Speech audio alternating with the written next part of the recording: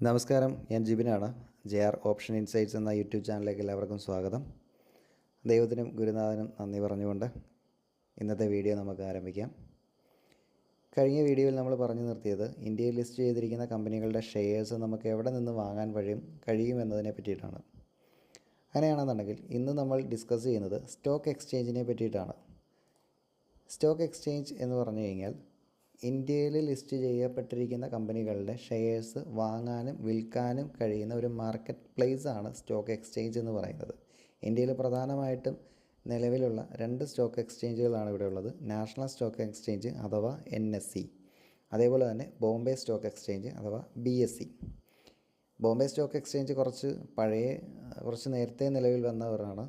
1875 അത് നിലവിൽ വരുന്നത്. അതേപോലെ തന്നെ നാഷണൽ സ്റ്റോക്ക് എക്സ്ചേഞ്ച് 1992 നിലവിൽ വരുന്നത്. അപ്പോൾ സ്റ്റോക്ക് എക്സ്ചേഞ്ച് മുഖേനയാണ് നമുക്ക് കമ്പനികളുടെ ഷെയർസ് വാങ്ങാനും വിൽക്കാനും കഴിയുന്നത്. പക്ഷേ സ്റ്റോക്ക് എക്സ്ചേഞ്ചിൽ നിന്ന് നമുക്ക് ഡയറക്റ്റ് ഒരു കമ്പനിയുടെ ഷെയർസ് നമുക്ക് വാങ്ങാനായിട്ട് കഴിയില്ല. അവിടെ ഒരു മീഡിയേറ്ററിൻ്റെ സഹായം നമുക്ക് ആവശ്യമാണ്. അപ്പോൾ മീഡിയേറ്ററിൻ്റെ സഹായം എന്ന് പറയുമ്പോഴാണ് അവിടെ ഒരു സ്റ്റോക്ക് ബ്രോക്കറിൻ്റെ റോൾ വരുന്നത്. സ്റ്റോക്ക് ബ്രോക്കർ എന്ന് പറഞ്ഞാൽ ഇന്നത്തെ നമ്മുടെ മാർക്കറ്റിൽ മെയിനായിട്ട് നിലവിൽ വരുന്ന അപ്സ്റ്റോക്സ്, സെറോദ, അതേപോലെ തന്നെ ഫയേഴ്സ്, ധന്, ഒരുപാട് സ്റ്റോക്ക് ബ്രോക്കേഴ്സ് ഇന്ന് നമുക്ക് നിലവിലുണ്ട്. അപ്പോൾ അവരുടെ വെബ്സൈറ്റിൽ പോയി കഴിഞ്ഞാൽ നമുക്കൊരു ഡിമാറ്റ് അക്കൗണ്ട് ഓപ്പൺ ചെയ്യാനായിട്ട് സാധിക്കും. ഒരു ആധാർ കാർഡോ ഒരു പാൻ കാർഡോ ഒക്കെ ഉണ്ടെന്നുണ്ടെങ്കിൽ വളരെ എളുപ്പത്തിൽ തന്നെ നമുക്ക് സ്റ്റോക്ക് ബ്രോക്കേഴ്സിൻ്റെ അക്കൗണ്ട് നമുക്ക് ഓപ്പൺ ചെയ്യാം. ഡിമാറ്റ് അക്കൗണ്ട് വഴി ആണ് നമ്മൾ വാങ്ങിക്കുന്ന ഷെയർസിൻ്റെ വിവര കണക്കുകൾ, നമുക്ക് എത്രത്തോളം കമ്പനികളുടെ ഷെയർസിൻ്റെ ഹോൾഡിംഗ് ഉണ്ട്, അതിൻ്റെ കണക്ക് വിവരങ്ങളൊക്കെ നമുക്ക് ഈ സ്റ്റോക്ക് ബ്രോക്കറിൻ്റെ ഡിമാറ്റ് അക്കൗണ്ടിലാണ് വരുന്നത്. അപ്പോൾ സ്റ്റോക്ക് ബ്രോക്കർ മുഖേന മാത്രമേ നമുക്ക് ഒരു കമ്പനികളുടെ ഷെയർസ് വാങ്ങാനും വിൽക്കാനും കഴിയുകയുള്ളൂ. അപ്പം ഇന്ന് എൻ്റെ ഈ വീഡിയോ കേൾക്കുന്ന ആൾക്കാർ, അതായത് ഓഹരി വിപണിയിലേക്ക് വരാൻ താല്പര്യമുള്ള ആൾക്കാർ അറ്റ്ലീസ്റ്റ് ചെയ്യേണ്ടത് ഏതെങ്കിലും നിങ്ങൾക്ക് കൺവീനിയൻ്റ് ആയിട്ടുള്ള ഒരു സ്റ്റോക്ക് ബ്രോക്കറിൻ്റെ ഡിമാറ്റ് അക്കൗണ്ട് ഓപ്പൺ ചെയ്യുക എന്നുള്ളതാണ്. അത് യൂട്യൂബിൽ തന്നെ ഇഷ്ടംപോലെ വീഡിയോസ് ഉണ്ട് ഒരു ഡിമാറ്റ് അക്കൗണ്ട് എങ്ങനെ ഓപ്പൺ ചെയ്യാം എന്നതിനെ പറ്റിയിട്ടൊക്കെ.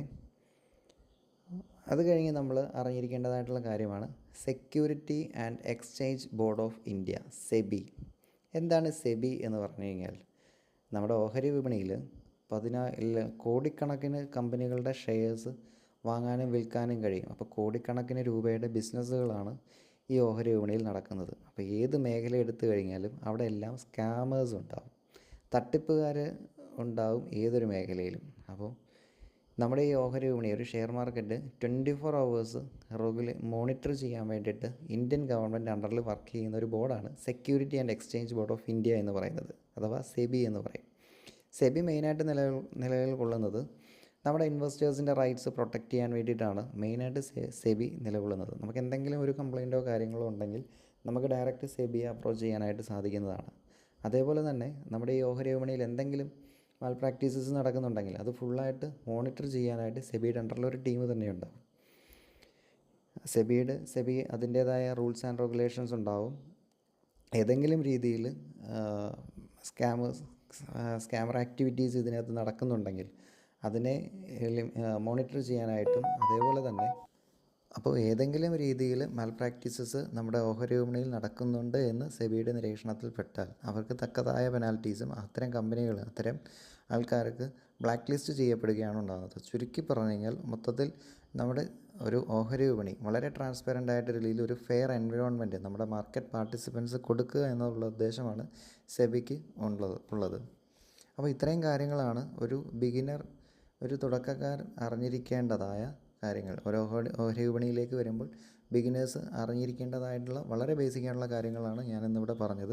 ഇനി നിങ്ങൾ കൂടുതലും ഫോക്കസ് ചെയ്യേണ്ടത് ഒരു സ്റ്റോക്ക് നമുക്ക് എങ്ങനെ കണ്ടെത്താം, അതിൻ്റെ ഫണ്ടമെൻ്റൽ സ്റ്റഡി നമുക്ക് എങ്ങനെ നടത്താം, അതിൻ്റെ മുന്നോട്ടുള്ള ബിസിനസ്സുകൾ എങ്ങനെ നമുക്ക് മനസ്സിലാക്കാം, അതേപോലെ തന്നെ അതിൻ്റെ ടെക്നിക്കൽ അനാലിസിസ് എങ്ങനെ നമുക്ക് മനസ്സിലാക്കാം. ഇത്തരം കാര്യങ്ങളാണ് നമ്മളിനി മനസ്സിലാക്കേണ്ടതായിട്ടുള്ളത്. അത് തുടർന്നുള്ള വീഡിയോയിൽ ഞാൻ അതിനെപ്പറ്റി സംസാരിക്കുന്നതായിരിക്കും.